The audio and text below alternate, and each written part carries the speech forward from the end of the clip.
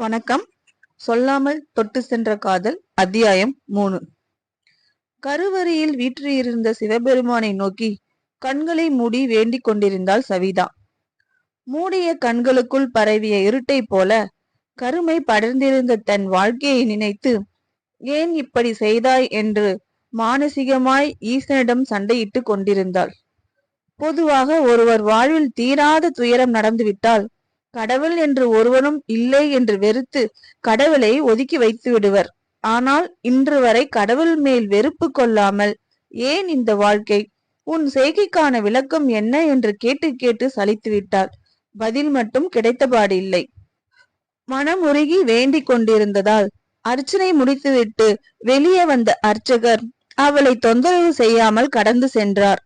அங்கே நின்றிருந்தவர்களுக்கு விபூதி பிரசாதத்தை கொடுத்துவிட்டு திரும்பிய அர்ச்சகர் தன் முன் கை நீட்டிய சவிதாவின் கைகளில் விபூதியை வைத்துவிட்டு அவள் அருகில் நின்றிருந்த விஸ்வாவின் நெற்றியிலும் விபூதியை பூசிவிட்டு சென்றார். அங்கிருந்து நகர்ந்தபடி தன் மகனின் நெற்றியில் இருந்த விபூதியை சரி செய்தவளின் முன் ஒரு கை நீண்டது.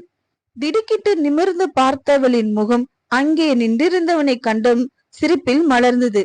அவள் தன்னை கண்டு கொண்டதும் ஐயர் குங்குமம் கொடுக்க மறந்துட்டார் என்று தன் உள்ளங்கையில் இருந்த குங்குமத்தை அவளிடம் நீட்டினான் சுதாகர்.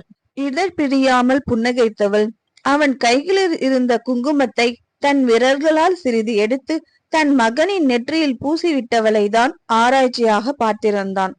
முன்பு பார்த்த சவிதாவிற்கும் இவளுக்கும் 100 வேறுபாட்டை சொல்லிவிடலாம். அந்த அளவிற்கு அமைதியாக ஆர்ப்பாட்டம் இல்லாமல் இருந்தாள். தன்னையே பார்த்திருந்தவனை கண்டு புன்னகைத்தவள், இல்ல அவ சரியாதான் நடந்துகிட்டார் என்று நிமிர்ந்தவள், சுதாகர் என் பையன் விஸ்வா என்று தன் அருகில் நின்றிருந்தவனை அறிமுகப்படுத்தினாள். பின் தன் மகனிடம் விச்சு அம்மா ஸ்கூல் ஃப்ரெண்ட் சுதாகர் என்றதும் அதுவரை புதிய ஆடவனை பிரமிப்புடன் பார்த்திருந்த விஸ்வா ஹை அங்கிள் என்றவாறே சுதாகரை வயிற்றோடு கட்டி கொண்டான். ஏற்கனவே சவிதா கூறியதை கேட்டு புரிந்தும் புரியாமலும் அதிர்ச்சியான மனநிலையில் இருந்தவன் விஸ்வாமிடமிருந்து வந்த இந்த திடீர் தாக்குதல் எதிர்பார்க்கவில்லை. தன்னை அணைத்து கொண்ட சிறுவனை தானும் அணைத்து கொண்டவன், hi Vichu, how are you என்று சாதாரணமாக பேச, இதற்காகவே நீண்ட நாட்களாக காத்திருந்தார் போல் மடைத்திருந்த வெள்ளம் போல தன்னை பற்றி கூற தொடங்கினான். அனைத்தையும் முகத்தில் உறைந்த புன்னகையுடன் கேட்டுக்கொண்டிருந்த சுதாகரின் கண்கள் அடிக்கடி சவிதாவை ஆராயவும் தவறவில்லை. தன்னை கண்டதும் முகம் மலர்ந்தவனின் கண்களில் ஒளி இல்லை. சிரித்த முகம் கலையிழந்து பெயருக்கு நடமாடி கொண்டிருப்பதை போல இருந்தது. கடைசியாக பார்த்தபொழுது அவள் வகுடியில் வீற்றிருந்த குங்குமம் போன இடம் தெரியவில்லை. விஸ்வா பேசிக் கொண்டிருந்தாலும் அவன் கவனம் முழுவதும் தன்னிடம் இருப்பதை உணர்ந்து கொண்ட சவிதா தன் மகனின் அருகில் இருந்த சிலையை பார்க்க சொல்லி அனுப்பி வைத்தாள். விஸ்வா அங்கிருந்து நகர்ந்ததும் 3 years ஆச்சு.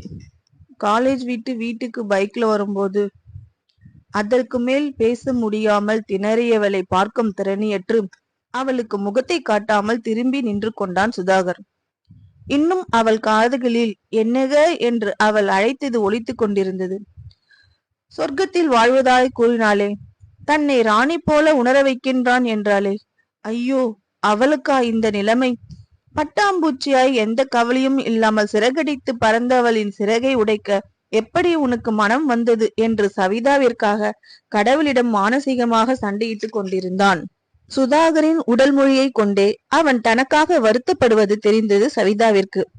அது ஒரு விதமான மன ஆறுதலை தர சற்று இலகுவாக உணர்ந்தவள், 3 years ஆச்சு, எனக்கு இந்த லைஃப் பழகிடுச்சு, விடுங்க சுதாகர், பார்த்துக்கலாம் என்கவும் மெல்ல திரும்பி பார்த்தவனின் விழிகளில் தெரிந்த வலியை உணர்ந்தவள், அப்புறம் சொல்லுங்க, உங்க லைஃப் எப்படி போகுது?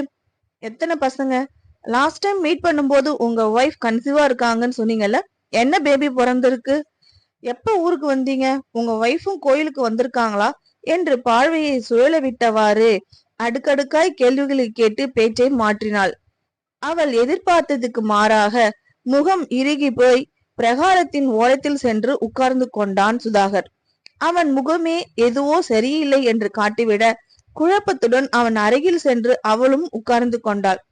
சில நொடிகள் தங்கள் எதிரே வீற்றிருந்த ஈசனை வெறிக்க பார்த்தவன் பின் பெருமூச்சை விட்டவாறே, நல்லா இருக்கேன், உன்னை விட நல்லா இருக்கேன் என்று அழுத்தி கூறியவன், எனக்கு ஒரே பொண்ணு அர்ச்சனா என்று நிறுத்தியவன் பின் தலையை கோதியபடி, நானும் என் பொண்ணு மட்டும்தான் வந்திருக்கோம். ஒய்ஃப அழைச்சுக்கிட்டு வர முடியாத இடத்துக்கு போயிட்டாங்க. டெலிவரி அப்ப ஃப்ளூ அட்டாக் ஆகிடுச்சு. கஷ்டப்பட்டு தான் பேபி பிறந்துச்சு. என்ன முயற்சி பண்ணியும் அவங்க உயிரை இழுத்து பிடிக்க முடியல. அம்மா ஊருக்கு வரலன்னு ஃபீல் பண்ணாங்க. அதனாலதான் வந்தேன். நெக்ஸ்ட் வீக் கிளம்பிடுவேன் என்று தன் கதையை சுருக்கமாக கூறி முடித்திருந்தான். அவன் மனைவி இறந்து விட்டதை கேள்விப்பட்ட நொடியில் இருந்து அவனுக்காக துடித்து போனாள் சவிதா.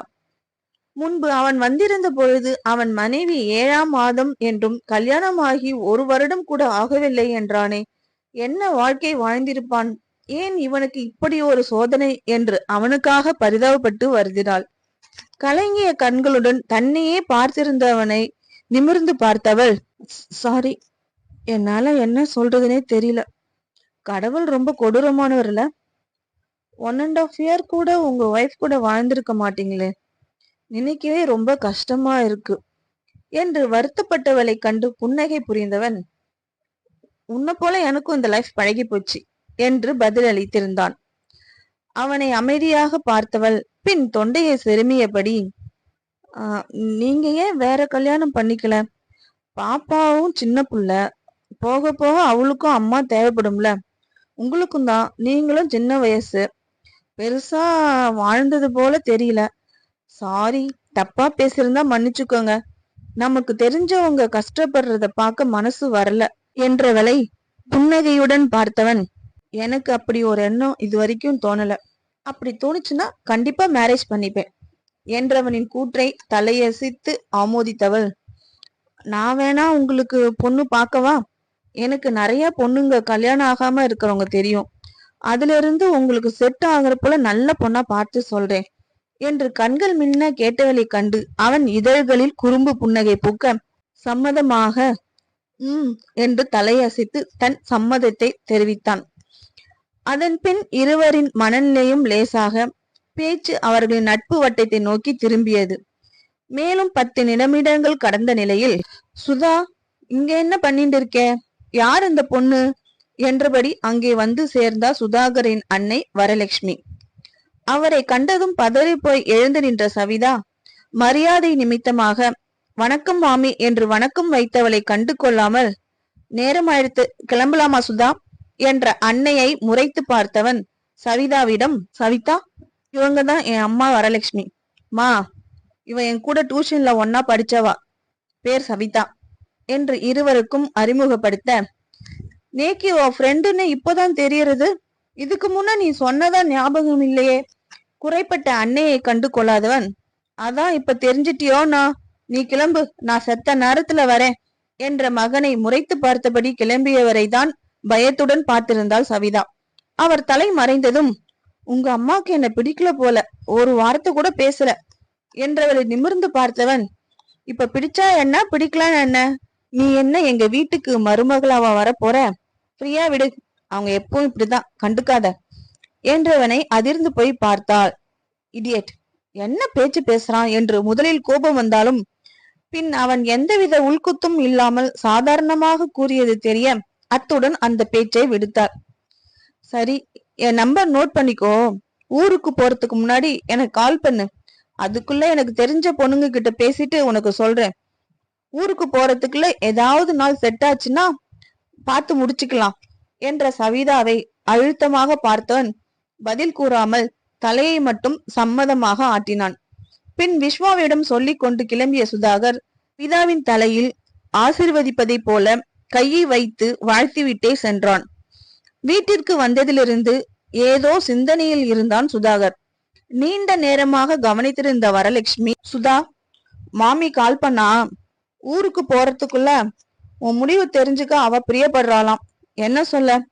2 நாள் கழிச்சு நாம அந்த பொண்ணை பார்க்க வரோன்னு சொல்லவா என்ற அன்னையை வெறுமையான விழிகளால் வருடியவன் பதில் கூறாமல் அமைதி காத்தான். இப்படியே மௌனமா இருந்திருந்தா என்ன அர்த்தம்? நான் கால் பண்ணி 2 நாள்ல அங்க வரோம் சொல்ல போறேன் என்று அழுத்து கொண்டவர் அவன் பதிலுக்கு கூட காத்திராமல் மொபைலை கையில் எடுக்க உட்கார்ந்திருந்த இடத்தில் இருந்து எழுந்தவன், தேவையில்லாத வேளாத பாக்காதம்மா.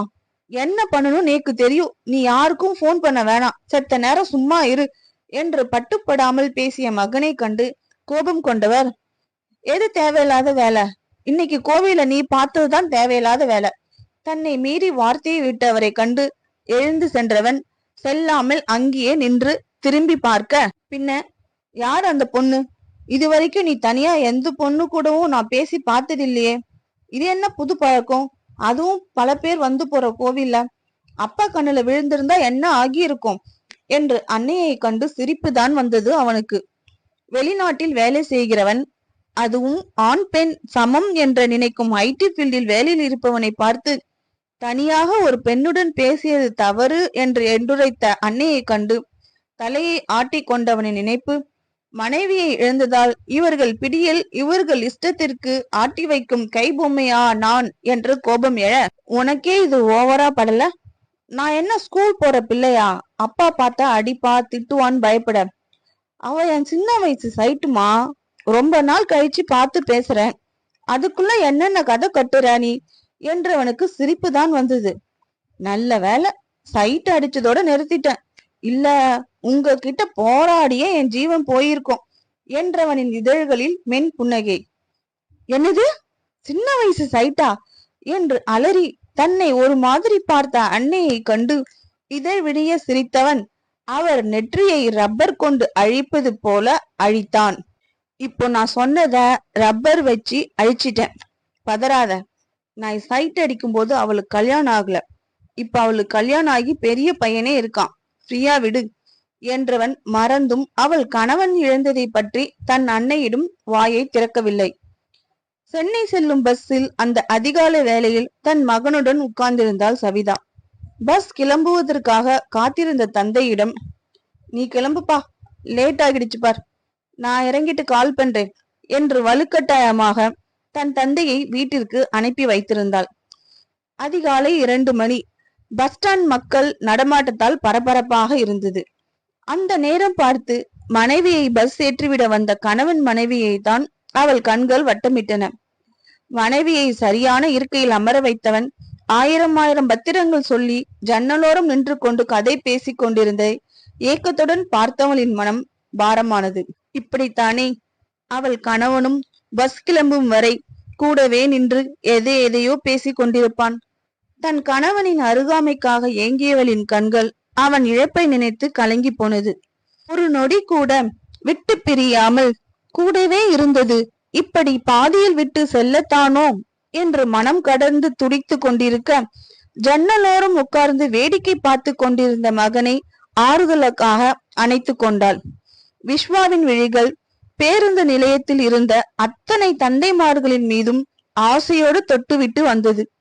மகனிற்கு ஆசையாக பிஸ்கட் வாங்கி கொடுக்கும் தந்தை, பஸ்ஸில் செல்லும் மகனுக்கு கையசைக்கும் தந்தை, ஊரிலிருந்து வந்த மகனை ஆசையோடு ஆற தழுவிய தந்தை என்று அவனின் பார்வை வட்டம் முழுவதும் அவர்களிடம் மட்டுமே. ஏக்க பெருமூச்சை விட்டவனை அணைத்து கொண்ட அன்னையை திரும்பி பார்த்து சிரித்தவனின் கண்களில் தெரிந்த ஏக்கத்தை கண்டு கொண்ட தாய் துடிதுடித்து போனாள்.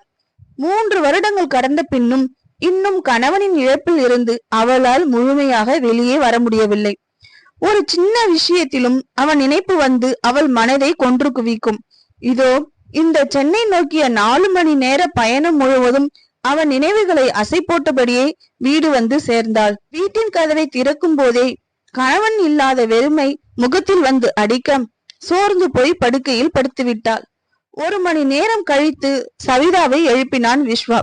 குளித்து ஃப்ரிட்ஜில் இருந்த மாவை கொண்டு தோசை ஊற்றி அதையே மதியத்திற்கு எடுத்துக்கொண்டு ஸ்கூலுக்கு கிளம்பியிருந்த மகனை கண்டு குற்றுணர்வு தோன்ற, சாரிடா விச்சு, அம்மாக்கு டிராவல் ஒத்துக்கல, தலைவலி, அசந்து தூங்கிட்டேன், ஒரு 10 மினிட்ஸ் மதியத்துக்கு ரைஸ் வச்சு தரேன், வெயிட் பண்ணடா செல்லம் என்று அவசரமாக எழுந்த அன்னையை இறுக்கி அணைத்து கொண்டவன், பரவாயில்லம்மா, நாளைக்கு ரைஸ் வச்சுதா, நான் ஸ்கூலுக்கு கிளம்பிட்டேன், உனக்கு தலைவலி சரியாகலன்னா லீவ் போட்டுக்கமா என்று 12 வயது மகன் அன்னையாய் தோள் தாங்க பீறி கொண்டு வந்த கண்ணீரை கட்டுப்படுத்தி கொண்டவள் எதுவும் பேசாமல் கன்னத்தில் முத்தம் வைத்து மகனை ஸ்கூலுக்கு அனுப்பி வைத்தாள்.